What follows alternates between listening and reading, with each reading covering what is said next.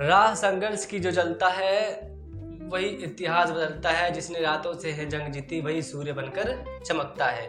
सपने वो नहीं होते जो हम सोने के बाद देखते हैं, सपने वो होते हैं जो हमें सोने नहीं देते हैं। नमस्कार, जय हिंद, सत श्री अकाल। आप सभी का स्वागत है हमारे इस यूट्यूब चैनल में। हम आपको संपूर्ण पॉलिटी पढ़ाएंगे। इस यूट्यूब चैनल में हम आपको आज एक मैराथन वीडियो दे रहे हैं, जिस वीडियो में संपूर्ण अनुच्छेद और संपूर्ण भाग, जितने भी हमारे पॉलिटी में भाग हैं और जितने भी अनुसूचियां हैं, हम सारी अनुसूचियां आपको पढ़ाएंगे। ठीक है, समय को बर्बाद ना करते हुए हम आपको पढ़ा रहे हैं। ठीक है, ये एक सुपर फास्ट रिवीजन है। जब भी आप कोई भी एग्ज़ाम देने जाते हो, या यूपी पुलिस हो, या यूपी कांस्टेबल हो, या यूपी दरोगा हो, या स्टेट पीसीएस एग्ज़ाम हो, या दिल्ली कांस्टेबल हो, या दिल्ली दरोगा हो, या सीपीओ हो, या कोई से भी एग्ज़ाम हो, हर एग्ज़ाम में आप सभी जानते हैं कि पॉलिटी के 2 से 3 नंबर आते ही आते हैं। ठीक है, तो हम आपका समय वेस्ट ना करते हुए हम आपको पॉलिटी पढ़ा रहे हैं। ठीक है, तो हम आपको पढ़ा रहे हैं भाग। ठीक है, पॉलिटी में कितने भाग है? पॉलिटी में 22 भाग है। ठीक है, और इसमें अनुसूचियाँ कितनी है? इसमें 12 अनुसूचियाँ हैं। ठीक है, तो हम आपको पढ़ाएंगे भाग 1 में। इसमें भाग 1 में दे रखा है संघ और उसके राज्य क्षेत्र। ठीक है, अनुच्छेद 1 से 4 तक दे रखे हैं। और भाग 2 में दे रखी है नागरिकता। भाग 2 में नागरिकता दे रखी है। अनुच्छेद 5 से 11 अनुच्छेद दे रखे हैं इसमें। और भाग 3 में दे रखे हैं मौलिक अधिकार। इसमें कितने अनुच्छेद है? अनुच्छेद 12 से 35 अनुच्छेद दे रखे हैं। भाग 4 में राज्य के नीति निर्देशक तत्व दे रखे हैं, जो अनुच्छेद 36 से 51 तक अनुच्छेद हैं। भाग 4A में मौलिक कर्तव्य दे रखे हैं। भाग 4A में मौलिक कर्तव्य दे रखे हैं, जिसमें अनुच्छेद 51A आता है। भाग 5 में दे रखा है संघ, जो कि अनुच्छेद 52 से 151 अनुच्छेद आते हैं। भाग 6 में दे रखा है संघ राज्य क्षेत्र। भाग 6 में संघ राज्य क्षेत्र दे रखा है, जिसमें अनुच्छेद 152 से 237 तक आते हैं। भाग 8 में दे रखा है संघ राज्य क्षेत्र। भाग 8 में संघ राज्य क्षेत्र के बारे में बताया गया है, जो कि अनुच्छेद 239 से 242 आते हैं। भाग 9 में दे रखे हैं पंचायतें, नगर पालिकाएं, सहकारी समितियां के बारे में बताया गया है, जो कि अनुच्छेद 243 आता है। भाग 10 में दे रखा है अनुसूचित जाति और जनजाति क्षेत्र के बारे में बताया गया है, जो कि अनुच्छेद 245 से 263 के आते हैं। भाग 11 में दे रखा है संघ राज्य क्षेत्रों के मध्य संबंध। जो संघ और राज्य क्षेत्रों के मध्य जो भी संबंध होते हैं उसके बारे में बताया गया है भाग 11 में, जिसके मध्य कितनी अनुच्छेद आते हैं? अनुच्छेद 264 से 300 आते हैं। भाग 12 में दे रखा है वित्त, संपत्ति, संविदाएं और बाद। भाग 12 में दे रखा है वित्त, संपत्ति, संविदाएं और बाद के बारे में बताया गया है। अनुच्छेद 264 से 300 आते हैं। अनुच्छेद कितने आते हैं? अनुच्छेद 264 से 300 अनुच्छेद आते हैं। भाग 13 में दे रखा है भारत के राज्य क्षेत्र के भीतर व्यापार। हमारे भारत जो 28 राज्य हैं उनके भीतर जो भी व्यापार चलते हैं उसके मध्य जो भी कानून बनते हैं वो सारे कानून भाग 13 में आता है। भाग 13 में कितने अनुच्छेद हैं? भाग 13 में अनुच्छेद 301 से 307 आते हैं। अब हम चलते हैं भाग 14 में। भाग 14 में बताता है संघ तथा राज्यों के अधीन सेवाएं। भाग 14 बताता है संघ तथा राज्य के अधीन जितनी भी सेवाएं हैं वो भाग 14 के अंतर्गत आता है। इसमें अनुच्छेद कितने आते हैं? अनुच्छेद 208 से 323 के अंतर्गत आते हैं।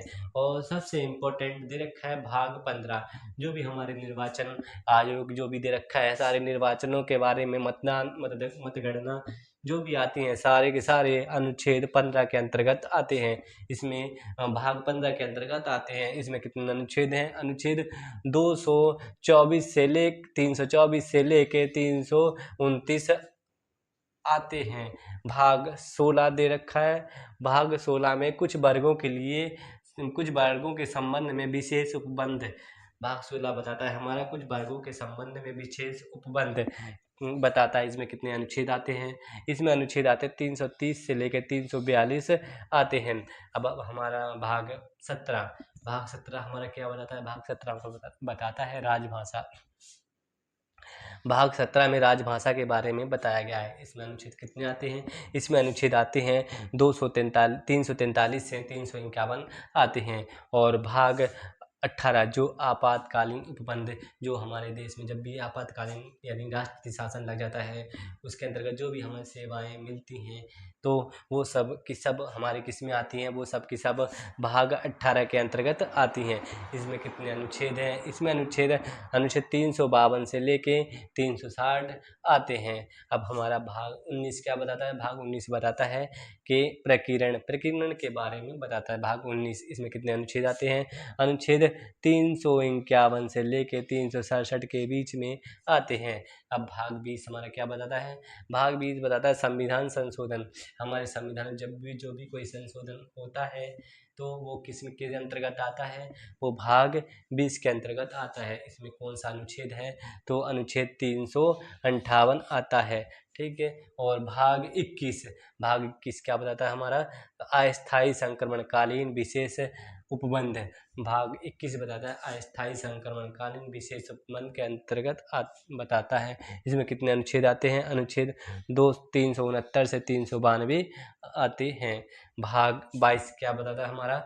संक्षिप्त नाम हिंदी में प्राधिकृत पाठ के बारे में बताया गया है। इसमें कितने अनुच्छेद आते हैं? इसमें 343 से 395 आते हैं। चलो अब हम आपको एक सुपरफास्ट रिवीजन तरीके दोबारा से रिपीट करते हैं आपको, ताकि इसी क्लास में याद हो जाए सारे के सारे अनुच्छेद, ताकि आपको किताब भी ना खोलनी पड़े। ठीक है, तो हम आपको दोबारा से रिवीजन करवा रहे हैं। भाग 1 में दे रखा है संघ और उसके राज्य क्षेत्र। अनुच्छेद कितने से कितने तक है? अनुच्छेद 1 से 4 तक दे रखा है। भाग 2 में दे रखा है नागरिकता, अनुच्छेद 5 से 11। भाग 3 दे रखा है मौलिक अधिकार, अनुच्छेद 12 से 35। भाग 4 में दे रखा है राज्य के नीति निर्देशक तत्व, अनुच्छेद 36 से 51 के बीच में आता है। भाग 4 में दे रखा है मौलिक कर्तव्य, अनुच्छेद 51 से 51A दे रखा है। भाग 5 में संघ, अनुच्छेद 52 से 151। भाग 6 संघ राज्य क्षेत्र के संघ राज्य, अनुच्छेद 152 से 237। भाग 8 में संघ राज्य क्षेत्र 239 से 242। भाग 9 पंचायतें, नगर पालिकाएं, सहकारी समितियां दे रखी हैं। भाग 9 में इसमें अनुच्छेद 243 आता है। भाग दे रखा है अनुसूचित जाति जनजाति क्षेत्र के बारे में बताता है। इसमें अनुच्छेद कितने हैं? 245 से 263। भाग 11 में संघ तथा राज्यों के अधीन मध्य संबंध, अनुच्छेद 264 से 300। भाग 15 में बताया वित्त संपत्ति संविदाएं अनुच्छेद 264 से 300। भाग 13 में दे रखा है भारत के राज्य क्षेत्र के भीतर व्यापार, अनुच्छेद 300 से 307। भाग 14 में संघ तथा राज्य के अधीन सेवाएं, अनुच्छेद 308 से 323 दे रखा है। अब हम भाग 15 पढ़ रहे हैं निर्वाचन। भाग 15 निर्वाचन, अनुच्छेद 324 से 339। भाग 16 कुछ वर्गों के संबंध में विशेष उपबंध, 330 से 342। भाग 17 में राजभाषा, 342 343 से 351। भाग 18 में आपात उपबंध, 352 से 360। भाग 19 में प्रकीर्ण, अनुच्छेद 361 से 367। भाग 20 में संविधान संशोधन, अनुच्छेद 368। भाग 21 अस्थायी संक्रमण कानून विशेष उपबंध, विशेष उपबंध अनुच्छेद 369 से 392। भाग 22 संक्षिप्त नाम हिंदी में प्राधिकृत पाठ और निरसन, अनुच्छेद 393 से 395 तक। ये हमने आपको सारे के सारे भाग पढ़ा दिए। अब हम चलते हैं अनुसूची के बारे में। हमारे कितने भाग संविधान में? 12 अनुसूचियां हैं। ठीक है, और तो भारतीय संविधान में अनुसूचियां, प्रथम अनुसूची में कौन से विषय हैं? संघ तथा राज्य के क्षेत्र के बारे में बताया गया है। दूसरी अनुसूची में वेतन भत्ते की चर्चा बताई गई है। तीसरी अनुसूची में पदाधिकारियों की शपथ, तीसरी अनुसूची में पदाधिकारियों की शपथ के बारे में बताया गया है। चौथी अनुसूची राज्यसभा सीटों की चर्चा। चौथी अनुसूची में राज्यसभा की सीटों के बारे में बताया गया। भाग 5 बताता है अनुसूचित जाति अनुसूचित जनजाति यानी SC/ST क्षेत्र के बारे में बताया गया है भाग 5 में। भाग 6 बताता है असम त्रिपुरा मेघालय मिजोरम के क्षेत्र में अनुसूचित जाति अनुसूचित जनजाति के बारे में बताता है भाग 6। भाग 7वीं सूची संघ सूची, राज्य सूची तथा संवर्ती सूची भाग 7 के अंतर्गत आती है। संघ सूची, राज्य सूची और संवर्ती सूची भाग कौन सी सूची में आती है? सूची 7 में आती है। 8वीं अनुसूची अनुसूची में हमारी राजभाषा आती है और इसमें कितनी भाषाएं हैं? इसमें 22 भाषाओं का उल्लेख है। 8वीं अनुसूची में राजभाषा का उल्लेख है जिसमें कितनी भाषाएं हैं? 22 भाषाएं हैं। भाग अनुसूची 9वीं अनुसूची 9वीं किससे अंतर्गत आती है? भूमि सुधार के अंतर्गत आती है। जैसे जमीन भूमि, जमींदार और न्यायिक की चर्चा की गई है। 10वीं अनुसूची में दल बदल से संबंधित 10वीं अनुसूची हमारी दल बदल से संबंधित है। और 11वीं अनुसूची पंचायतों की चर्चा के बारे में 11वीं अनुसूची संबंधित है। और 12वीं अनुसूची नगर पालिका की चर्चा। 12वीं अनुसूची में नगर पालिका की चर्चा की है। ये हमने आपको सारी अनुसूची और सारे संविधान के कितने भाग हैं और कितनी अनुसूचियां हैं हमने आपको पढ़ा दिया है। ठीक है।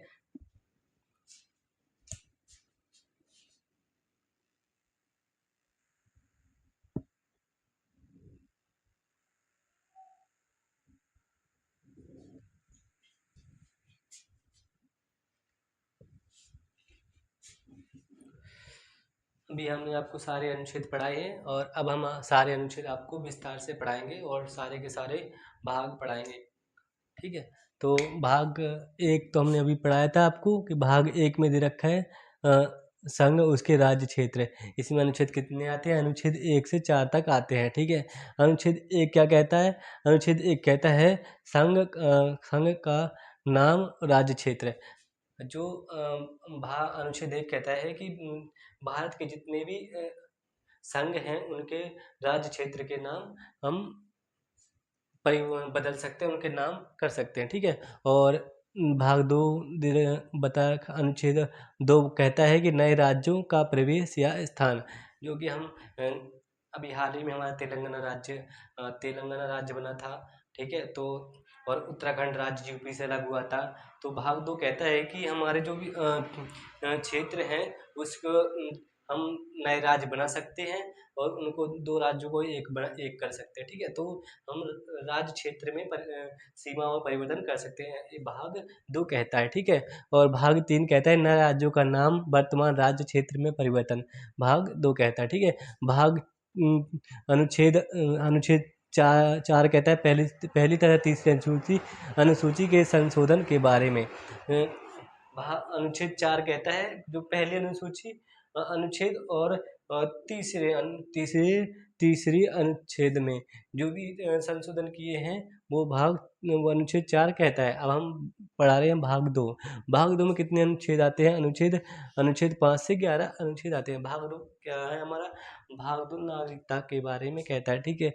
भाग 5 अनुच्छेद 5 है संविधान के प्रारंभ में नागरिकता।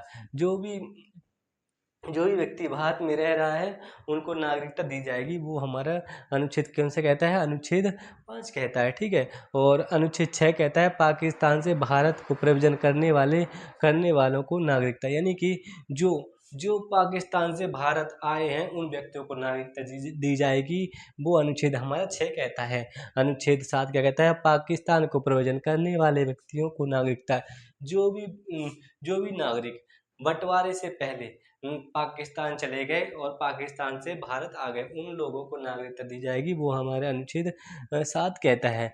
भाग 8 कहता है भारत से बाहर रहने वाले व्यक्तियों को नागरिकता। जो भी व्यक्ति भारत से बाहर गया है, जैसे बहुत से लोग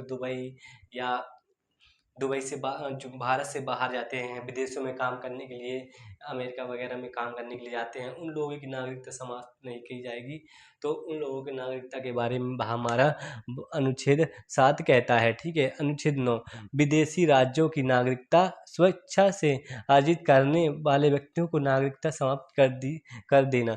जो भी व्यक्ति भारत से बाहर गया विदेशों में काम करने के लिए और वहीं पे रह गया और उन्हें विदेश की नागरिकता ग्रहण कर ली है, तो उनकी भारत से उनकी नागरिकता समाप्त कर दी जाएगी। वो अनुच्छेद हमारा 9 कहता है।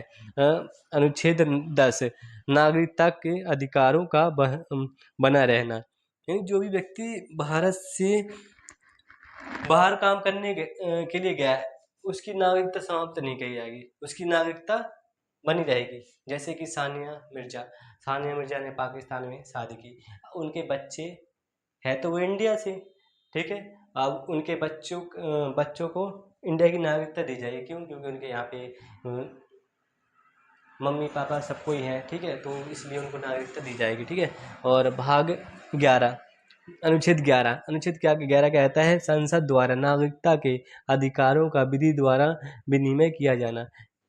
अनुच्छेद हमारा 11 कहता है कि हमें नागरिकता संसद के द्वारा जन्म के आधार के द्वारा हमें नागरिकता दी जाएगी। ये अनुच्छेद हमारा क्या कहता है? 11 कहता है। अनुच्छेद भाग 3, अब हम पढ़ रहे हैं भाग 3।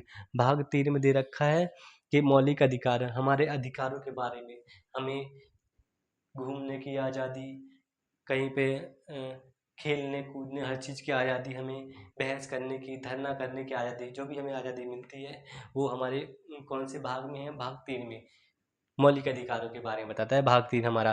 तो इसमें अनुच्छेद कितने हैं? अनुच्छेद 12 से 35 अनुच्छेद दे रखे हैं। भाग 12 में दे रखा है परिभाषा, मौलिक अधिकारों की परिभाषा दे रखी है अनुच्छेद 12 में, ठीक है। अनुच्छेद 13, मूल अधिकारों से असंगत या उनका अल्पीकरण करने वाली विधियां।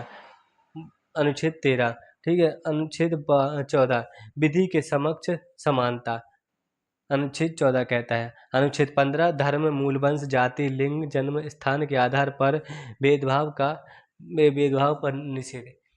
या कोई हिंदू, कोई धर्म, कोई मुसलमान, कोई क्रिश्चियन, किसी को धर्म के आधार पर कोई भेदभाव नहीं करेगा, ये हमारा भाग 15 कहता है, ठीक है। अब भाग 16, लोक नियोजन के विषय में समानता। हर व्यक्ति को समानता का अधिकार है, वो अनुच्छेद हमारा कौन सा कहता है? अनुच्छेद 16 कहता है। अस्पृश्यता का अंत अनुच्छेद 17 कहता है। अनुच्छेद 18, उपाधियों का अंत। अनुच्छेद 29, अभिव्यक्ति बिना हथियार, संगठन, बिना रोक टोक, चारों ओर घूमने की स्वतंत्रता। अनुच्छेद हमारा 19 कहता है कहीं पे धरना हो, कहीं पे घूमना हो हमें, या सरकार के विरुद्ध कुछ करना हो, बिना हथियार के, रोक टोक के हम कर सकते हैं, तो वो क्या कहता है हमारा? अनुच्छेद 19 कहता है, ठीक है। अनुच्छेद 19। अनुच्छेद 20, 3 प्रकार की स्वतंत्रता दी गई है। अनुच्छेद 19 में 3 प्रकार की स्वतंत्रता दे रखी है। अनुच्छेद 19 में पहली स्वतंत्रता दे रखी है एक गलती की एक सजा। 2, सजा उस समय कानून के आधार पर ना पहले ना बाद में, सजा के बाद भी कैदी को संरक्षण दिया जाएगा। यानी तुमने पहले कोई क्राइम कर दिया, आपने, या कोई मर्डर कर दिया, उसके बाद फिर आपने कोई और मर्डर कर दिया, आपने 3-4 मर्डर कर दिया, अब आपका केस अदालत में जाता है, तो आपको अदालत तीनों केसों की सज़ा नहीं सुनाएगी, आपको एक सज़ा सुनाई जाएगी, ठीक है। ये भाग 20 कहता है हमारा एक गलती की एक सज़ा, ठीक है। और भाग 21, प्राण एवं दैहिक स्वतंत्रता। भाग 21 कहता है प्राण एवं दैहिक स्वतंत्रता के बारे में बताता है। अनुच्छेद 21 से प्रारंभिक शिक्षा का अधिकार। अनुच्छेद 21 कहता है हमें शिक्षा का अधिकार है। अनुच्छेद 22, कुछ दशाओं में गिरफ्तारी और निरोध में संरक्षण। भाग 22 कहता है कि गिरफ्तारी से पहले हमें वारंट दिखाए, ठीक है। तो भाग 22 गिरफ्तारी से संबंध के बारे में भाग अनुच्छेद 21 कहता है, ठीक है। और अनुच्छेद 22 कुछ दशाओं में गिरफ्तारी और बिना विरोध के संरक्षण 22 अनुच्छेद 22 कहता है। अनुच्छेद 23 कहता है बलाश्रम मानव के दुर्व्यापार का निषेध। अनुच्छेद आर्टिकल कहता है हमारा 23 कहता है। आर्टिकल 24 कारखानों में बलात्कार श्रम आदि पर निषेध है, ठीक है। अनुच्छेद 22 कहता है। अनुच्छेद 25 अंतःकरण की स्वतंत्रता। अनुच्छेद 26 धार्मिक कार्यों के प्रबंधन की स्वतंत्रता। अनुच्छेद 22 कहता है धार्मिक कार्यों के प्रबंधन की स्वतंत्रता। अनुच्छेद 27 कहता है, ठीक है। और अनुच्छेद 26 धार्मिक कार्यों के प्रबंधन की स्वतंत्रता। अनुच्छेद 27 किसी धार्मिक कार्य के लिए दिया पैसा पर जीएसटी नहीं। हमने किसी मंदिर बनवाना है किसी को, अब हमने उसी को दिया, पैसे दिए, ठीक है, तो उन पर कोई जीएसटी नहीं लगी जाएगी, ठीक है। तो ये हमारा अनुच्छेद कौन सा? अनुच्छेद 27 कहता है सरकारी धन से चल रहे संस्थानों में धार्मिक शिक्षा नहीं दी जाएगी। जैसे कोई सरकारी स्कूल कॉलेज सरकारी है तो उन पर कोई भी धार्मिक शिक्षा नहीं दी जाएगी, ठीक है। और अनुच्छेद 29 अल्पसंख्यक वर्गों के हितों का संरक्षण। अनुच्छेद 29 कहता है अल्पसंख्यक वर्गों के हितों का संरक्षण कहता है। अनुच्छेद 29 अनुच्छेद 30 शिक्षा संस्थाओं की स्थापना और प्रशासन करने का अल्पसंख्यक वर्गों का अधिकार है। यानी ओबीसी के जो भी छात्र छात्राएं हैं उनको स्थापना और प्रशासन करने तथा अल्पसंख्यक वर्गों का विशेष अधिकार है। अनुच्छेद 32 के अंतर्गत आते हैं कार्यवाहियों में राज्य अधिनियमों की संवैधानिक वैधता पर विचार नहीं, ठीक है। अनुच्छेद 33 सशस्त्र बलों के संबंध में मौलिक अधिकारों के बारे में बताया गया है। अनुच्छेद 33 में। अनुच्छेद 34 में जब किसी क्षेत्र में सेना विधि प्रवृत्त है तब इस भाग द्वारा प्रदत्त अधिकार का निरसन करेगा। अनुच्छेद 34 कहता है।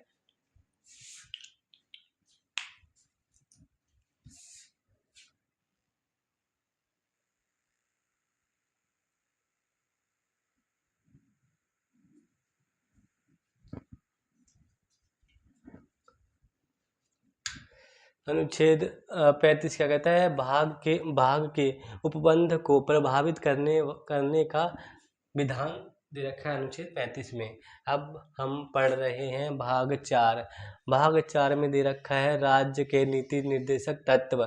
राज्य के नीति निर्देशक तत्व कहाँ से लिए गए? आयरलैंड से लिए गए हैं। इसमें अनुच्छेद कितने हैं? अनुच्छेद 36 से 51 दे रखे हैं। अनुच्छेद 36 क्या कहता है? अनुच्छेद 36 में परिभाषा है। अनुच्छेद 37 में इस भाग में अंतर्विष्ट तत्वों का लागू होना है। अनुच्छेद 38 राज्य लोक कल्याण की अभिवृद्धि के लिए सामाजिक व्यवस्था बनाए रखना है। अनुच्छेद 38 कहता है। अनुच्छेद 39 क्या कहता है? समान काम के लिए समान वेतन। अगर आप 10,000 काम करते हैं तो आपको 10,000 रुपये दिए जाएंगे। ये हमारा अनुच्छेद क्या कहता है? अनुच्छेद हमारा 39 कहता है, ठीक है। अनुच्छेद 40 है ग्राम पंचायतों का गठन। अनुच्छेद 40 में क्या होता है? ग्राम पंचायतों का गठन।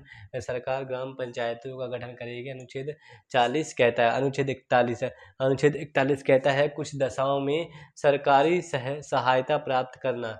अनुच्छेद 41 कहता है। अनुच्छेद 42 कहता है न्याय संगत कार्य की मनोचित दशा तथा प्रस्तुति सहायता करना। अनुच्छेद 42 कहता है। अनुच्छेद 43 निर्वाह योग्य मजदूरी अर्थात इतना वेतन दिया जाने की परिवार चला सके। निर्वाह मजदूरी अनुच्छेद 43 कहता है कि उसको इतना पैसा दिया जाना चाहिए कि उसके परिवार का पालन पोषण हो सके। अनुच्छेद 43 कहता है। अनुच्छेद 44 कहता है समान सिविल संहिता अर्थात सभी धर्मों के लिए विवाह एवं तलाक कानून समान रहेंगे। कोई सा भी धर्म हो, ठीक है, सबके विवाह रीति रिवाज अलग होते हैं, लेकिन सबके लिए कानून एक रहेगा, या वो मुस्लिम हो या वो हिंदू हो, सबके लिए विवाह कानून एक ही रहेंगे। ये हमारा अनुच्छेद 44 कहता है। अनुच्छेद 45 क्या कहता है? अनुच्छेद 45 कहता है 6 से 14 वर्ष के बच्चों को निःशुल्क शिक्षा दी जाएगी। अनुच्छेद 46 कहता है 45 कहता है, अनुच्छेद 45 कहता है कि 6 साल से 14 साल के बच्चों को निःशुल्क शिक्षा दी जाएगी। अनुच्छेद 45 कहता है। अनुच्छेद 46 कहता है SC ST OBC के लिए विशेष आरक्षण, जो अनुसूचित जनजाति, अनुसूचित जाति, अनुसूचित जनजाति और पिछड़े वर्ग के लोगों को आरक्षण दिया जाएगा। ये आरक्षण की बात करता है अनुच्छेद 46 करता है। अनुच्छेद 46 करता है आरक्षण की बात। अनुच्छेद 47 नशीली दवाएं एवं शराब पर प्रतिबंध लगाना। शराब, दारू, ड्रग्स, अफीम, गांजा, इन सब पर प्रतिबंध लगाना। ये अनुच्छेद कौन सा कहता है? अनुच्छेद हमारा 47 कहता है। अनुच्छेद 47 कहता है। अनुच्छेद 48 कहता है कृषि पशुपालन की वृद्धि, पशुओं की हत्या पर प्रतिबंध। जो हमारे पालतू पशु हैं, जो दुधारू पशु हैं, जो दूध देते हैं, जैसे गाय, ठीक है, बकरी, जो दूध देते हैं, इनकी हत्या पर प्रतिबंध लगाना, ये अनुच्छेद कहता है 48। अनुच्छेद 48 कहता है, ठीक है। अनुच्छेद 49 राष्ट्रीय स्मारकों की रक्षा करना। जो विश्व धरोहर जो संपत्ति हमारी, उसकी रक्षा कर सरकार को रक्षा करना उनका कर्तव्य है, ठीक है। तो ये अनुच्छेद हमारा 49 कहता है, ठीक है। जैसे कि ताजमहल, लाल किला, इनकी रक्षा करना सरकार का धर्म है, सरकार का फर्ज है, ये अनुच्छेद 49 कहता है, ठीक है। अनुच्छेद 50 कहता है कार्यपालिका से न्यायपालिका को अलग करना। जो कार्यपालिका से न्यायपालिका को अलग करना, अनुच्छेद 50 कहता है। अनुच्छेद 51 अंतर्राष्ट्रीय शांति और सुरक्षा की अभिवृद्धि। अंतर्राष्ट्रीय शांति और सुरक्षा की अभिवृद्धि अनुच्छेद 51 कहता है।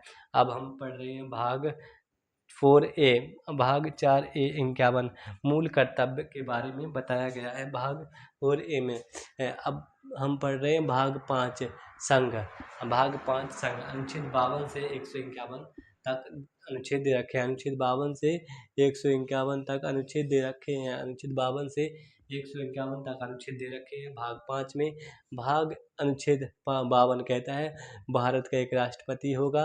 अनुच्छेद 53 कहता है कि संघ की कार्यपालिका शक्ति राष्ट्रपति में निहित होगी। अनुच्छेद 53 कहता है। अनुच्छेद 54 राष्ट्रपति का निर्वाचन होगा। अनुच्छेद 54 कहता है। अनुच्छेद 55 राष्ट्रपति के निर्वाचन की रीति, राष्ट्रपति को जो निर्वाचन की पद्धति है उसके बारे में अनुच्छेद कौन सा? अनुच्छेद 45 दे रखा है। राष्ट्रपति की पदावधि, राष्ट्रपति कितने दिनों तक चुना जाएगा। अनुच्छेद 56 कहता है कि राष्ट्रपति कितने दिनों तक चुना जाएगा। अनुच्छेद राष्ट्रपति की पदावधि के बारे में बताया गया। अनुच्छेद राष्ट्रपति 5 वर्ष तक चुना जाता है हमारे भारत में, ठीक है।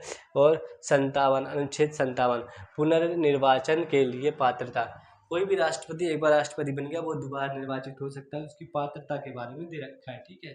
तो अनुच्छेद 57 कहता है। अनुच्छेद 58 राष्ट्रपति निर्वाचन होने के लिए अर्हताएं। राष्ट्रपति निर्वाचन होने के लिए निहरता। अनुच्छेद 58। अनुच्छेद 59 राष्ट्रपति के पद के लिए शर्तें। राष्ट्रपति के पद के लिए शर्तें, राष्ट्रपति दिवालिया ना हो, उस पर कोई आपराधिक कोई कानून ना हो, ठीक है। ये सब उसकी योग्यताओं के बारे में दे रखा है निर्वाचित होने के लिए। तो अनुच्छेद 58 कहता है। अनुच्छेद 59 राष्ट्रपति के पद के लिए शर्तें दे रखा है। अनुच्छेद 59, ठीक है। अनुच्छेद 60 राष्ट्रपति द्वारा शपथ या प्रतिज्ञा लेगा। अनुच्छेद 60 कहता है। अनुच्छेद 61 राष्ट्रपति पर महाभियोग चलाने की प्रक्रिया। अनुच्छेद 62 कहता है। अनुच्छेद 61 कहता है राष्ट्रपति पर महाभियोग चलाने की प्रक्रिया हमारा अनुच्छेद 61 कहता है। अनुच्छेद 62 राष्ट्रपति के पद का रिक्त होना। अनुच्छेद 62 कहता है। अनुच्छेद 63 राष्ट्रपति भारत का एक उपराष्ट्रपति होगा। अनुच्छेद 63 कहता है भारत का एक उपराष्ट्रपति होगा। अनुच्छेद 64 उपराष्ट्रपति का राज्यसभा का पदेन सभापति होगा। जब कोई हमारे देश में जब राष्ट्रपति नहीं होगा तो राष्ट्रपति की जगह उपराष्ट्रपति राष्ट्रपति का काम करेगा। ये अनुच्छेद हमारा 64 कहता है। अनुच्छेद 65 राष्ट्रपति के अनुपस्थिति में राष्ट्रपति के अनुपस्थिति में उपराष्ट्रपति ही कार्यवाहक राष्ट्रपति का कार्यकाल करेगा। ठीक है। अनुच्छेद 66 उपराष्ट्रपति के निर्वाचन की चर्चा। उपराष्ट्रपति के निर्वाचन की चर्चा अनुच्छेद 66 में रखा है। अनुच्छेद 67 उपराष्ट्रपति की पदावधि। अनुच्छेद 68 राष्ट्रपति के पद में रिक्ति को भरा जाना। अनुच्छेद 69 उपराष्ट्रपति द्वारा शपथ या प्रतिज्ञान। अनुच्छेद 70 अन्य आकस्मिकताओं में राष्ट्रपति के कृत्यों का निर्वहन दे रखा है। अनुच्छेद 70 अनुच्छेद 71 राष्ट्रपति और उपराष्ट्रपति के निर्वाचन से संबंधित है। अनुच्छेद 72 कुछ मामलों में दंडादेश तथा क्षमा करने की शक्ति राष्ट्रपति को निहित है। अभी किसी कैदी ने संगीन अपराध कर दिए, अब उसको बाद में उसके अच्छे काम कर रहे हैं तो उसको अच्छे कामों को देखते हुए राष्ट्रपति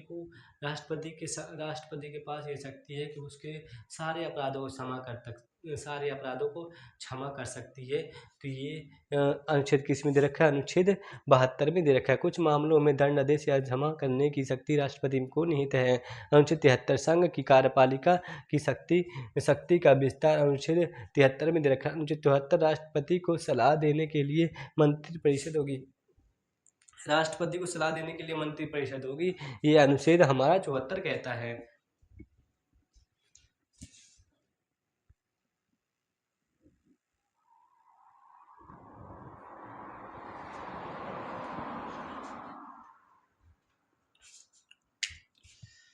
अनुच्छेद 75 मंत्रियों के बारे में अन्य उपबंध। अनुच्छेद 75 कहता है। अनुच्छेद 76 भारत का महान्यायवादी होगा।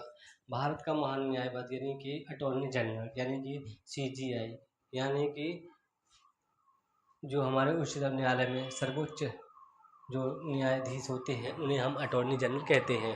अनुच्छेद 76 में होगा। ठीक है। वो अनुच्छेद 77 भारत सरकार के कार्यों का संचालन। अनुच्छेद 77 भारत सरकार के कार्यों का संचालन अनुच्छेद 76 कहता है। अनुच्छेद 78 राष्ट्रपति को जानकारी देने आदि के संबंध में प्रधानमंत्री के कर्तव्य अनुच्छेद 78 कहता है। अनुच्छेद 79 कहता है संसद का गठन। अनुच्छेद 79 के अंतर्गत संसद का गठन होगा। अनुच्छेद 80 कहता है राज्यसभा की संरचना। अनुच्छेद 80 के अंतर्गत होगी। अनुच्छेद 81 लोकसभा की संरचना। अनुच्छेद 81 अनुच्छेद 82 प्रत्येक जनगणना के पश्चात पुनः समायोजन। अनुच्छेद 82 कहता है।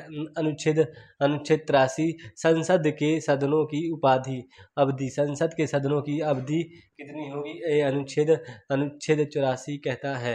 अनुच्छेद 84 संसद के सदस्यों की सदस्यता के लिए अर्हताएं। अनुच्छेद 84 कहता है। अनुच्छेद 85 संसद के सत्रावसान और विघटन करने की शक्ति अनुच्छेद 85 के अंतर्गत आता है। अनुच्छेद 86 इसमें सत्र को आहूत तथा सत्रावसान की चर्चा के बारे में किया गया है। अनुच्छेद 86 के अंतर्गत आता है। अनुच्छेद 87 राष्ट्रपति का विशेष अभिभाषण। राष्ट्रपति का विशेष अभिभाषण अनुच्छेद 87 कहता है। अनुच्छेद 88 सदनों के बारे में मंत्रियों और महान्यायवादियों के अधिकार के बारे में किया गया। अनुच्छेद 88 अनुच्छेद 89 में राज्यसभा का सभापति और उपसभापति होना। ये अनुच्छेद 89 कहता है। अनुच्छेद 90 कहता है कि उपसभापति का पद रिक्त होना, पद त्याग, पद और हटाया जाना। उपसभापति को पद से हटा देना एवं उसका पद रिक्त होना अनुच्छेद 90 कहता है। अनुच्छेद 91 कहता है सभापति के पद के कर्तव्य का पालन करने की शक्ति अनुच्छेद 91 में दे रखी है। अनुच्छेद 92 में दे रखी है, जब सभापति या उप सभापति को पद से हटाने का कोई संकल्प विचाराधीन है तो हो तब उसका पीठासीन न होना अनुच्छेद 92 कहता है। अनुच्छेद 93 लोकसभा के अध्यक्ष और उपाध्यक्ष के बारे में अनुच्छेद 94 कहता है। अनुच्छेद 94 अध्यक्ष और उपाध्यक्ष का पद रिक्त होना, पद से हटाया जाना अनुच्छेद 94 कहता है। अनुच्छेद 95 अध्यक्ष के पद के कर्तव्यों का पालन करना अनुच्छेद 95 कहता है। अनुच्छेद 121 है संसद में चर्चा पर निर्बंधन। अनुच्छेद 121 कहता है संसद के सदनों में संसद में चर्चा का निर्बंधन। अनुच्छेद 121 अनुच्छेद 122 में कहता है न्यायालयों द्वारा संसद की कार्यवाहियों की जांच न किया जाना। अनुच्छेद 122 कहता है। अनुच्छेद 123 संसद में विश्रांति काल में अध्यादेश जारी करने की राष्ट्रपति को शक्ति है। अनुच्छेद 124 उच्चतम न्यायालय की स्थापना और गठन। भारत के उच्चतम न्यायालय या सर्वोच्च न्यायालय या सुप्रीम कोर्ट कहते हैं भारत की होगी, वो अनुच्छेद 124 कहता है। अनुच्छेद 125 न्यायाधीशों के वेतन के बारे में। जजों की कितनी, जो भारत का उप महान्यायवादी है, जो हमारे सुप्रीम कोर्ट ने कहता है उसके वेतन कितना होगा, ये अनुच्छेद 125 कहता है। अनुच्छेद 126 कार्य मुख्य न्यायमूर्ति की नियुक्ति। अनुच्छेद 126 कहता है। अनुच्छेद 127 तदर्थ न्यायाधीशों की नियुक्ति। अनुच्छेद 27 कहता है। अनुच्छेद 28 उच्चतम न्यायालय की बैठकों में सेवानिवृत्त न्यायाधीशों की उपस्थिति होगी। अनुच्छेद 128 कहता है। अनुच्छेद 129 उच्चतम न्यायालय का अभिलेख न्यायालय होना। अनुच्छेद 129 कहता है। अनुच्छेद 130 उच्चतम न्यायालय का स्थान। अनुच्छेद 130 कहता है। अनुच्छेद 131 उच्चतम न्यायालय की आरंभिक अधिकारिता। अनुच्छेद 131 कहता है। अनुच्छेद 132 कुछ मामलों में उच्चतम न्यायाधीशों से अपीली में उच्च न्यायालय की अपीली अधिकारिता। अनुच्छेद 132 कहता है। अनुच्छेद 133 उच्च न्यायालय से सिविल संहिता से संबंधित अपीलों में उच्च न्यायालय की अपीली अधिकारिता। अनुच्छेद 133 कहता है। अनुच्छेद 134 दंडित विषयों में उच्चतम न्यायालय की अपीली अधिकारिता। अनुच्छेद 134 कहता है। अनुच्छेद 135 विधान विधि के अधीन फेडरल न्यायालय की अधिकारिता। अनुच्छेद 135 कहता है। अनुच्छेद 136 अनुच्छेद 136 कहता है कि अपील के लिए उच्चतम न्यायालय की विशेष अनुमति होगी। अनुच्छेद 136 कहता है। अनुच्छेद 137 कहता है कि निर्णयों या आदेशों का उच्चतम न्यायालय द्वारा पुनर्विलोकन। अनुच्छेद 137 अनुच्छेद 139 रिट निकालने की शक्ति उच्चतम न्यायालय को होगी। हाई कोर्ट सुप्रीम कोर्ट को रिट निकालने की अनुमति है, ये अनुच्छेद 139 कहता है। अनुच्छेद 140 कहता है उच्चतम न्यायालय की अनुषांगिक शक्तियाँ। अनुच्छेद 140 कहता है। अनुच्छेद 141 उच्चतम न्यायालय का निर्णय सभी नागरिकों को बाध्य है। अनुच्छेद 141 कहता है कि उच्चतम न्यायालय यानी कि सुप्रीम कोर्ट कोई भी फैसला सुनाता है तो वो सभी नागरिकों को मान्य होगा, ये अनुच्छेद 141 कहता है। अनुच्छेद 142 उच्चतम न्यायालय से परामर्श करने की शक्ति राष्ट्रपति को है। उच्चतम न्यायालय से परामर्श लेने की शक्ति किसको है? ये राष्ट्रपति को है। अनुच्छेद 145 न्यायालय के नियम। अनुच्छेद 146 उच्चतम न्यायालय के अधिकारी और सेवक तथा व्यय के बारे में दिया गया है। अनुच्छेद 147 निर्वाचन। अनुच्छेद 147 में निर्वाचन के बारे में बताया गया है।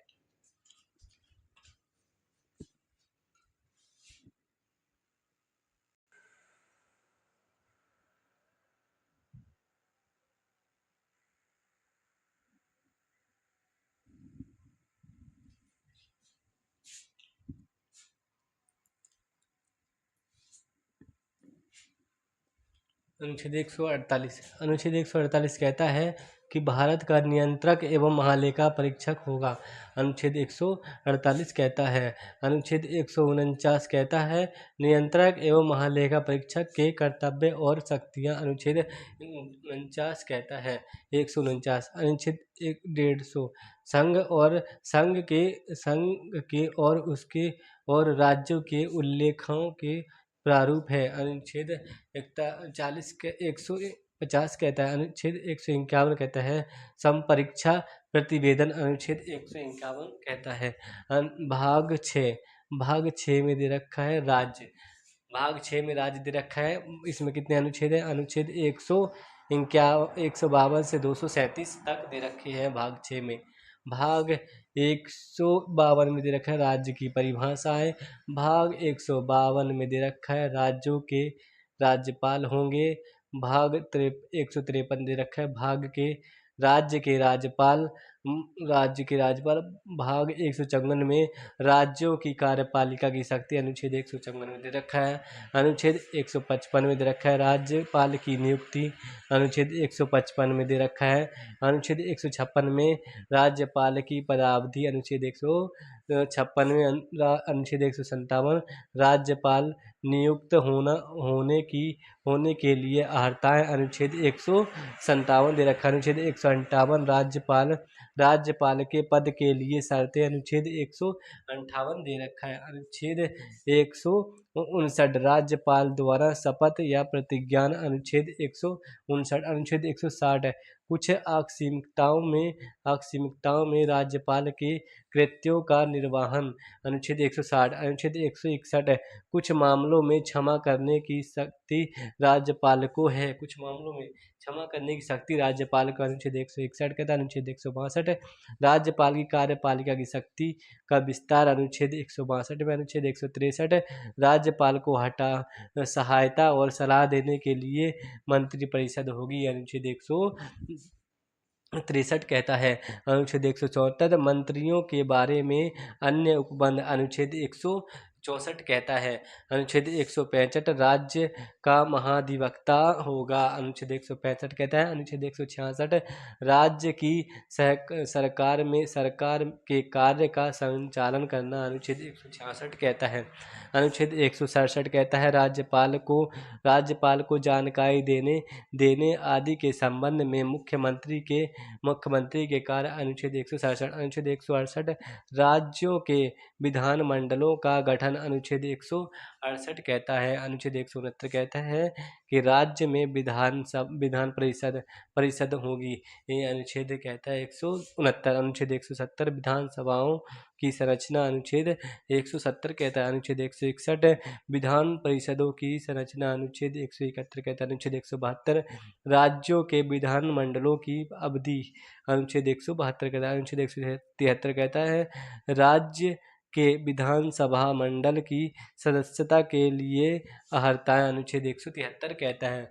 अनुच्छेद 174 राज्य के विधानमंडल के सत्रावसान और विघटन के बारे में दे रखा है। अनुच्छेद 176 राज्यपाल का विशेष अभिभाषण। अनुच्छेद 176 कहता है। अनुच्छेद 177 सदनों के विषय में मंत्रियों और महाधिवक्ता के अधिकार होंगे। अनुच्छेद 177 कहता है। अनुच्छेद 178 विधानसभाओं के अध्यक्ष और उपाध्यक्ष होंगे। अनुच्छेद 179 कहता है अध्यक्ष और उपाध्यक्ष का पद रिक्त होना पद में हटाया जाना। अनुच्छेद 179 कहता है। अनुच्छेद 182 विधान परिषद का सभापति और उपसभापति होना। अनुच्छेद 182 कहता है। अनुच्छेद 183 सभापति और उस उपसभापति का पद रिक्त होना। अनुच्छेद 183 कहता है। अनुच्छेद 184 कहता है सभापति के पद के कर्तव्यों का पालन करना। अनुच्छेद 184 कहता है। अनुच्छेद 186 अध्यक्ष और उपाध्यक्ष तथा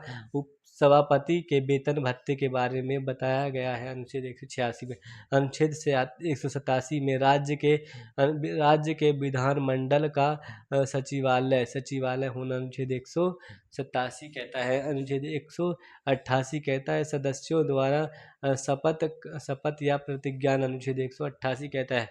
अनुच्छेद 189 सदनों में मतदान, अनुच्छेद 190 स्थानों का रिक्त होना, अनुच्छेद 190, अनुच्छेद 191 सदस्यता के लिए निर्भरताएं, अनुच्छेद 192 सदस्यों की निर्भरताओं से संबंधित प्रश्न, अनुच्छेद 193 विधानमंडल की बैठकों में बिना अधिकार के बैठने या मतदान करने पर दंड दिया जाएगा, अनुच्छेद 193 कहता है। अनुच्छेद 194 विधानमंडलों के सदनों की सदस्यता समितियों की शक्ति और विशेष अधिकार दे रखे, अनुच्छेद 194 में दे रखे हैं। अनुच्छेद 115 सदस्य के वेतन भत्ते, सदस्य को कितने पैसे दिए जाएंगे वो सब वेतन भत्ते के बारे में दे रखा है, अनुच्छेद 195। अनुच्छेद 196 अनुच्छेद विधेयकों के पुनः स्थापन और पारित किए जाने के संबंध में, अनुच्छेद 196 के 96 में दिया गया है। अनुच्छेद 197 धन विधेयकों से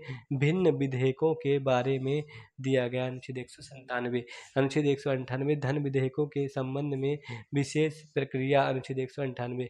अनुच्छेद 199 धन विधेयकों की परिभाषा, अनुच्छेद 199 दिया गया। अनुच्छेद 200 में दे रखा है विधेयकों पर अनुमति, विधेयकों पर अनुमति दे रखी है, अनुच्छेद 200। अनुच्छेद 201 विचार के लिए आरक्षित विधि, अनुच्छेद 201 में। अनुच्छेद 202 में वार्षिक वित्तीय विवरण, अनुच्छेद 202 में वार्षिक वित्तीय विवरण के बारे में दिया रखा है, अनुच्छेद 202 में।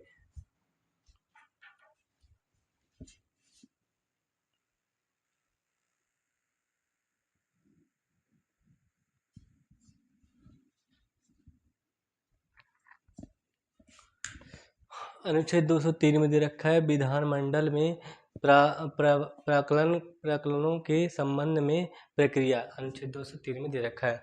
अनुच्छेद 204 में विनियोग विधेयक, अनुच्छेद 204 में। अनुच्छेद 205 में अनुपूरक अतिरिक्त या अधिक अनुदान करना, अनुच्छेद 205 में दे रखा है। अनुच्छेद 206 में लेखानुदान और प्रायिक प्रत्यानुदान के बारे में दिया गया, अनुच्छेद 206 में। अनुच्छेद 207 में दे रखा है वित्त विधेयकों के बारे में विशेष उपबंध, अनुच्छेद 207 में दे रखा है।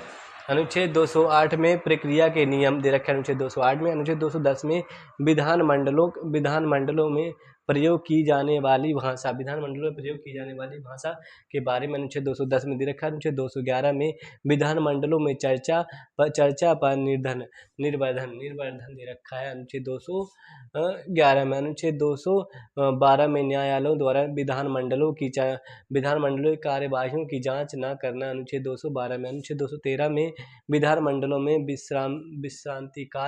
विश्रांति काल में अध्यादेश प्रख्याति करने की राज्यपाल की शक्ति, अनुच्छेद 213 में दे रखी है। अनुच्छेद 214 में दे रखी है राज्यों के लिए उच्च न्यायालय, प्रत्येक राज्यों के लिए उच्च न्यायालय, अनुच्छेद 214 में। अनुच्छेद 215 में दे रखा है उच्च न्यायाधीशों का अभिलेख न्यायालय होना, उच्च न्यायालयों का अभिलेख न्यायालय होना, अनुच्छेद 215 में। अनुच्छेद 216 में उच्च न्यायालयों का गठन होना, अनुच्छेद 216 में दे रखा है। अनुच्छेद 217 में उच्च न्यायालयों के न्यायाधीशों की नियुक्ति और उनके पद, अनुच्छेद 217 में दे रखा है। अनुच्छेद 218 में उच्च न्यायालय से संबंधित कुछ उपबंधों का उच्च न्यायालय में लागू होना, अनुच्छेद 218 में। अनुच्छेद 219 में उच्च न्यायालयों के न्यायाधीशों द्वारा शपथ या प्रतिज्ञान, अनुच्छेद 219 में दे रखा है। अनुच्छेद 221 में न्यायाधीश रहने के पश्चात विधि व्यवसाय निर्वर्धन के बारे में देखा, अनुच्छेद 221 में दे रखा है न्यायाधीशों के वेतन भत्ते के बारे में, अनुच्छेद 221 में दे रखा है। अनुच्छेद 222 में किसी न्यायाधीशों का एक उच्च न्यायालय से दूसरे न्यायालय का अंतरण होना, अनुच्छेद 222 में दे रखा है।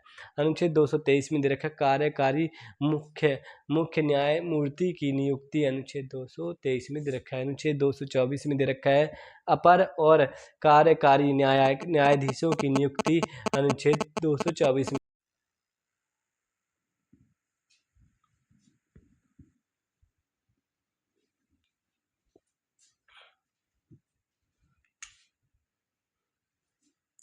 अनुच्छेद 243 में की सहकारी कार्यकारी मुख्य न्यायमूर्ति की नियुक्ति अनुच्छेद 243 में देखा। अनुच्छेद 224 में रखे अपर और कार्यकारी न्यायाधीशों की नियुक्ति अनुच्छेद 224 में दे रखी है। अनुच्छेद 225 में दे रखी है विधान उच्च न्यायालयों की पदाधिकारिता। अनुच्छेद 235 में दे रखा है 225 में।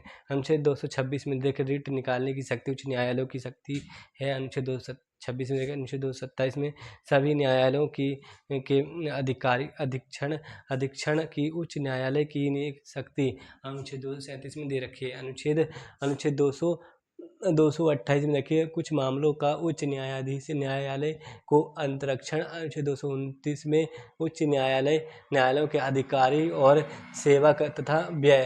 अनुच्छेद 230 में रखे उच्च न्यायालयों के अधिकारिता का संघ राज्य क्षेत्रों पर विस्तार। अनुच्छेद 231 में रखा है 2 या 2 से अधिक राज्यों के लिए एक ही उच्च न्यायालय की स्थापना। अनुच्छेद 231 अनुच्छेद 232 की व्याख्या निकल रखी है।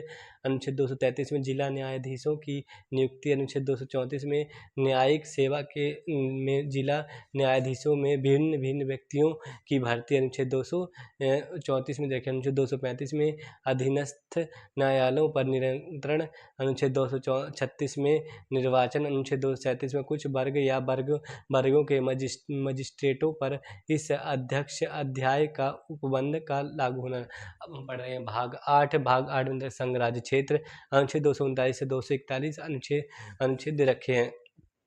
अनुच्छेद 239 संघ राज्य क्षेत्र का पर प्रशासन दे रखे। अनुच्छेद 239 में 240 में कुछ संघ राज्य क्षेत्रों के लिए विनिमय बनाने की राष्ट्रपति की शक्ति। अनुच्छेद 240 में। अनुच्छेद 241 में रखे संघ राज्य क्षेत्रों के लिए उच्च न्यायालय। अनुच्छेद 241 कहता है अनुच्छेद। अब हम पढ़ रहे हैं भाग 9 में दे रखे भाग 9 में कौन से विषय हैं वह पंचायतें हैं। अनुच्छेद 243 है। अनुच्छेद 243 की नगर पालिकाओं का गठन है। अनुच्छेद भाग 9B में सहकारी समिति। अनुच्छेद 243 है। अनुच्छेद 243 में बोर्ड के सदस्यों एवं पदाधिकारियों की संख्या तथा कार्यकारिणी दे रखी है। अनुच्छेद और भाग 9A में नगर पालिकाएं दे रखी है। भाग 9A में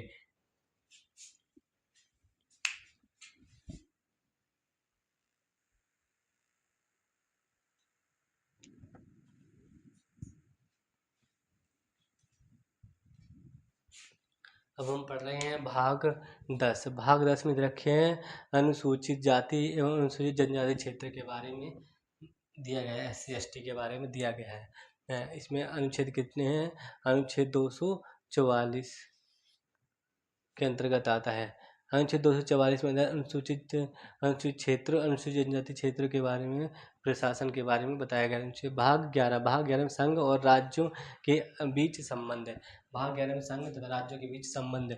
इसमें कितने अनुच्छेद आते हैं? अनुच्छेद 245 से 263 के अंतर्गत आते हैं। अनुच्छेद 245 कहता है संसद द्वारा और राज्यों के विधान मंडलों द्वारा बनाई गई विधियों का विस्तार। अनुच्छेद 245। अनुच्छेद 246 संसद द्वारा और राज्यों के विधान मंडलों द्वारा बनाई गई विधियों की विषय वस्तु के बारे में बताया गया। अनुच्छेद 246।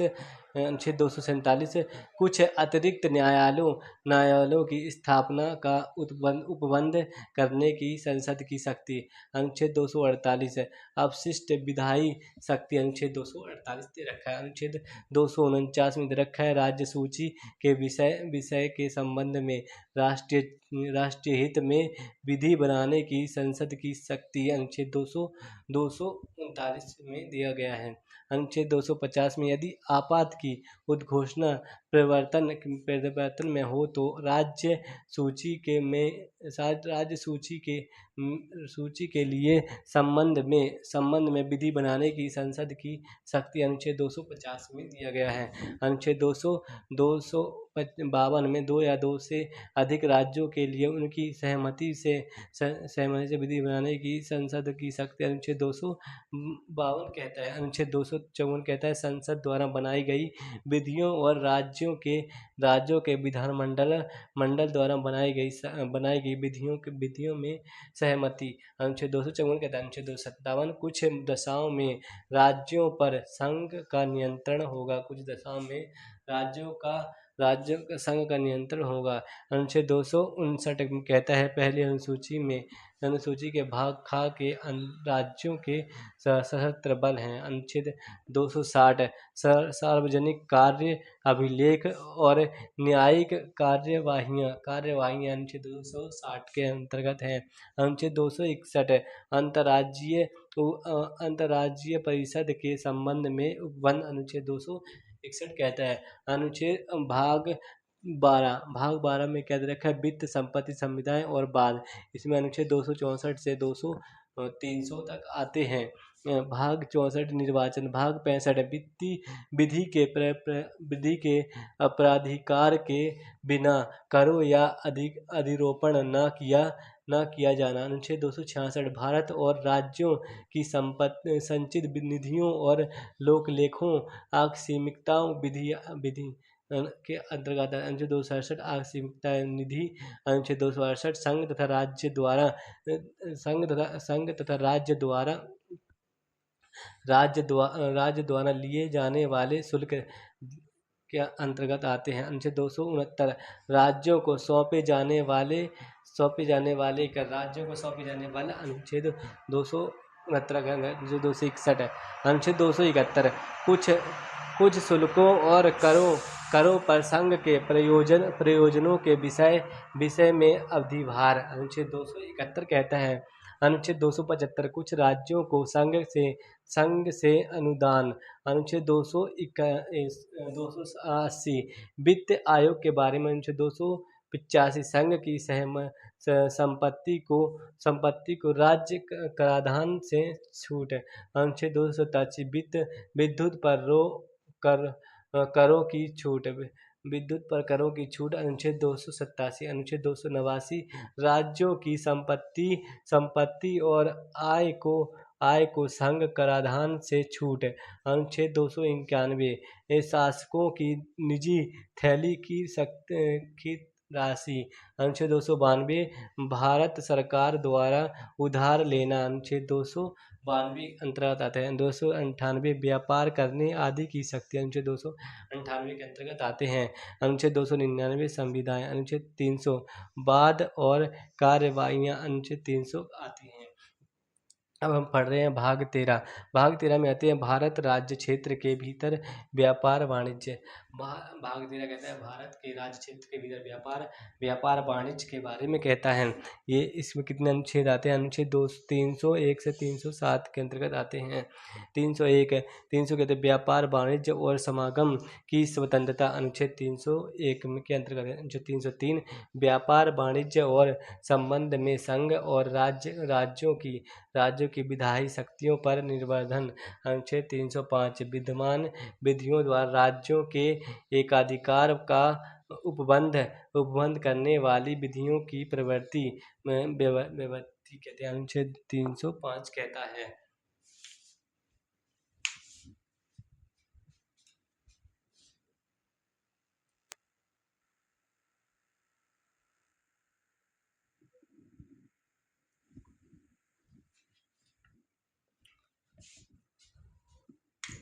भाग 14 के अंतर्गत आते हैं संघ और राज्यों के अधीन सेवाएं।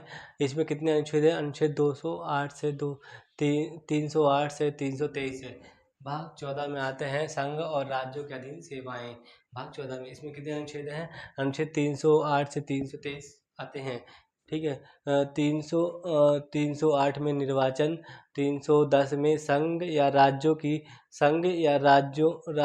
की सेवा करने वाले व्यक्तियों की उपाधि। अनुच्छेद 310 कहता है।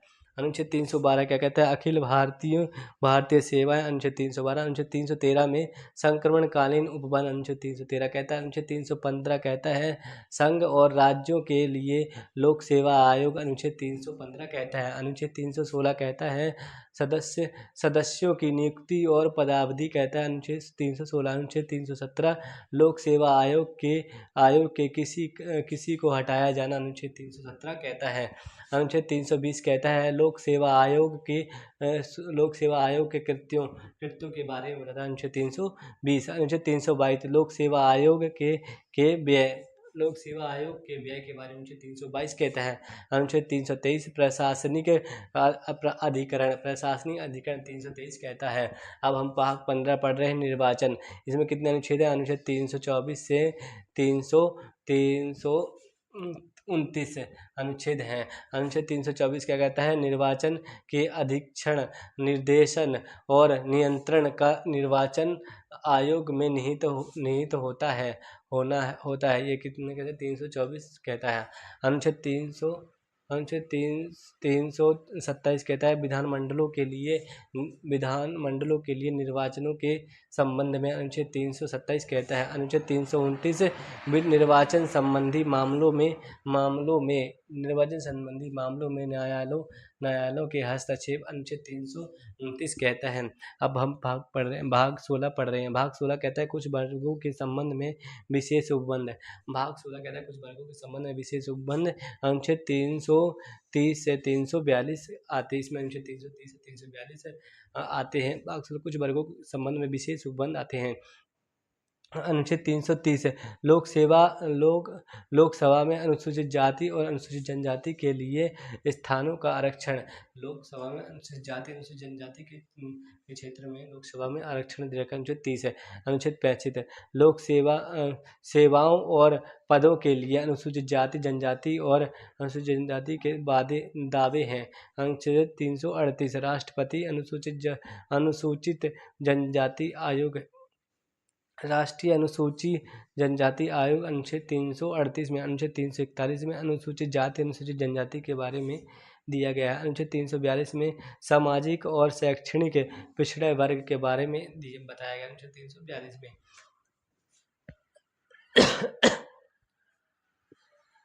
अनुच्छेद 317 भाग 17 में देखा राजभाषा। अनुच्छेद 343 से 351 तक है। अनुच्छेद 343 संघ की राजभाषा होगी। अनुच्छेद 344 में राजभाषा के संबंध में आयोग और संसद की समिति। अनुच्छेद 345 में राज्य की राजभाषा होगी। अनुच्छेद 350 में प्राथमिक स्तर पर मातृ भाषा में शिक्षा की सुविधाएं अनुच्छेद 350 में दे रखा है। अनुच्छेद 351 हिंदी भाषा के विकास के लिए निरसन। अनुच्छेद भाग 18 में भाग आपातकालीन प्रावधान अनुच्छेद 352 से 360 दे रखा है। अनुच्छेद 352 आपात की उद्घोषणा अनुच्छेद 352 में। अनुच्छेद 353 में आपात की उद्घोषणा का प्रभाव है। अनुच्छेद 355 बाह्य आक्रमण और आंतरिक अशांति से राज्यों की संरक्षा करने का संघ का कर्तव्य है। अनुच्छेद 355 अनुच्छेद 360 वित्तीय आयोग आयात के बारे में उपबंध। अनुच्छेद 360 भाग 19 प्रकीर्णन। अनुच्छेद 361 से 367 अनुच्छेद 361 दे रखा है राष्ट्रपति और राज्यपाल और राजप्रभुता का संरक्षण। अनुच्छेद 361 अनुच्छेद 362 भारतीय राज्य के शासकों के अधिकार एवं विशेषाधिकार के बारे में दे रखा है। अनुच्छेद 364 में विधान क्षेत्रों के बारे में विशेष उपबंध अनुच्छेद 364 में दे रखा है।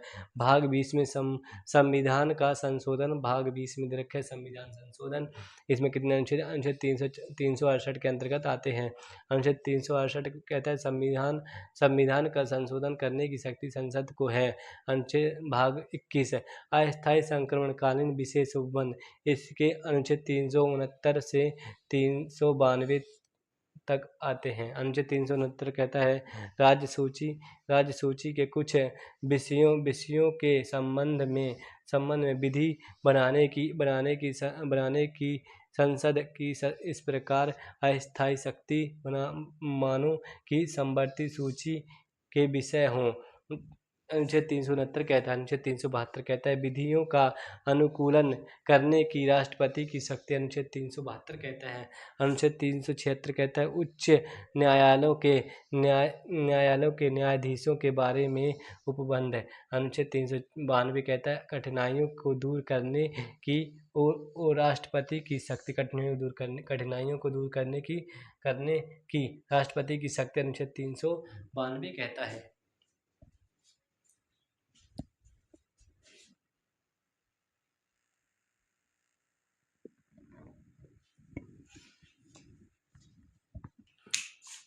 भाग 22 कहता है संक्षिप्त नाम प्रारंभ हिंदी में प्राधिकृत पाठ और निरसन। इसमें अनुच्छेद 93 संक्षिप्त नाम के बारे में, अनुच्छेद 94 प्रारंभ में अनुच्छेद 94 हिंदी भाषा में प्राधिकृत पाठ है। अनुच्छेद 394 में हिंदी भाषा में, अनुच्छेद 394 हिंदी भाषा में प्राधिकृत पाठ है। ये हमने सारे के सारे आपको जितने भी अनुच्छेद हैं पूरे अनुच्छेद 395 अनुच्छेद पढ़ा दिए हैं पूरे, और 22 भाग भी पढ़ा दिए हमने, और 12 अनुसूची आपको पढ़ा दी है। अब जब भी अब आपका पेपर हो तो आपको इस 2x की स्पीड में देख के इसको रिवीजन कर लेंगे। ये सुपर फास्ट तरीके से हमने आपको पढ़ाया। जय हिंद, नमस्कार, सत श्री अकाल, गुड नाइट।